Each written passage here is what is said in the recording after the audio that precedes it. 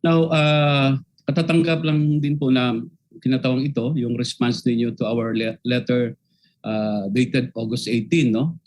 Salamat po doon sa responses ninyo. But this representation, just want to add a follow-up question to that letter. As the guardian of public funds, this is in relation to confidential and intelligence fund, Mr. Chair, Chairman Aguinaldo.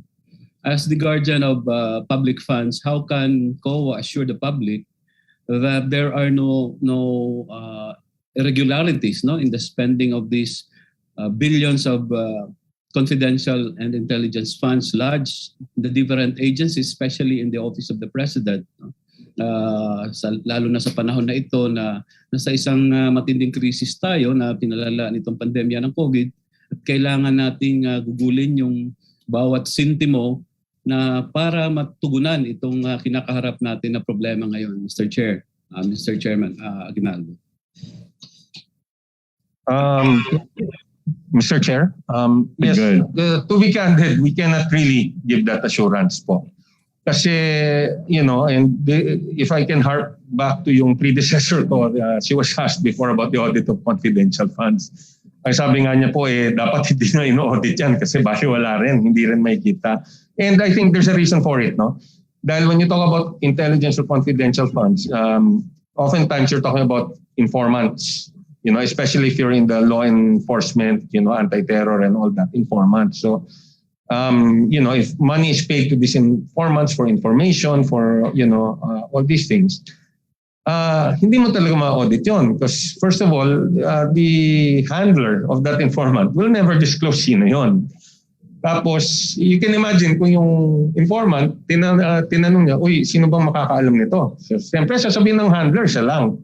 Kung sabihin ng handler, ako at saka yung auditor, medyo natatakot siguro yung informant sa ganon.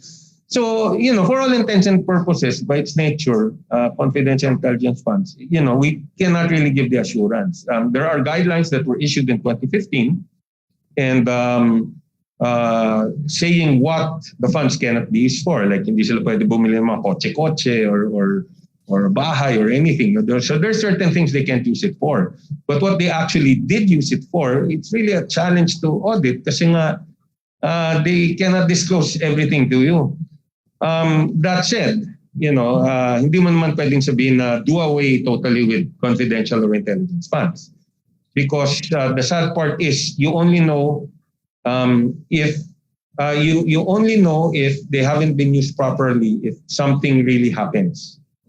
No, I mean, God forbid, magka-bombing or something. No, then you say, oh, anong ginawa nyo? Ba't hindi nyo na-detect yan?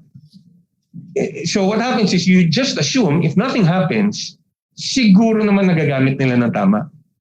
Because I think I had discussions with the justice before and pinikwento niya sa akin na sa mga executive sessions, may mga napapakita talagang threats that were neutralized na hindi natuloy because and presumably dahil nga nagamit nila ng tama.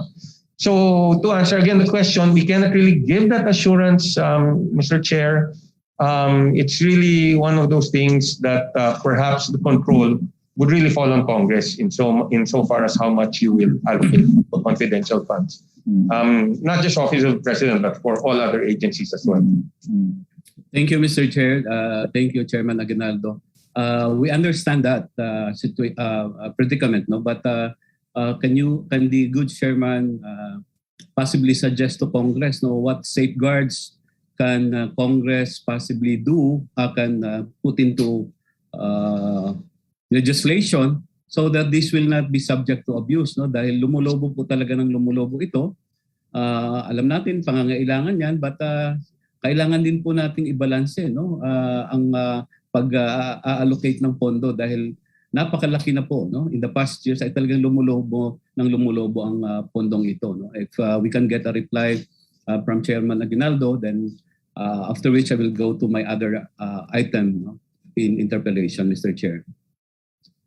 Yes, Mr. Chair, we'll study it. I'll discuss it with the audit office that handles this. You know, ano yung pwede namin pong i-suggest, no? If I recall, I think the Senate had an oversight committee in the last Congress, pero parang hindi nata natuloy yun eh. And I don't know how far they got into scrutinizing the use of confi funds. Medyo mahirap rin po kasi talaga.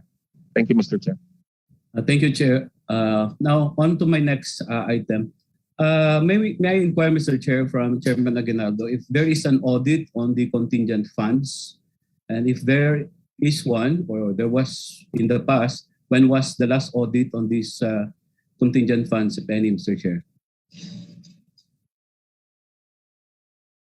If I recall correctly, it's audited on an annual basis. I'm not sure if it's a separate report or part of the report of the annual audit report of the Office of the President, but I can check po.